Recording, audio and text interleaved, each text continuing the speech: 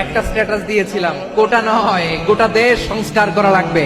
যুবকদের প্রথম ভোট ইনসাফের পক্ষে হোক, এবং আমরা চাই যুবকদের প্রথম ভোট আল্লাহর কোরআনের বাংলাদেশ দেখার জন্য হোক।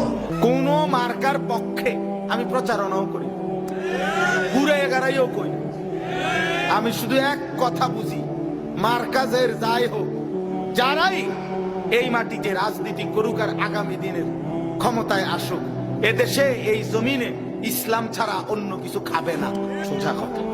ইসলাম দিয়ে নিজেকে সাজাও, কারণ আগামীর বাংলাদেশ ইসলামের বাংলাদেশ। এদেশের আসল পরিচয় কি? ইসলাম দিয়ে আমাদের সংসদ ভবন চলুক, আমরা চাই কি চাই না? বঙ্গভবনে লা ইলাহা ইল্লাল্লাহর পতাকা উড়ুক, আমরা চাই কি চাই না?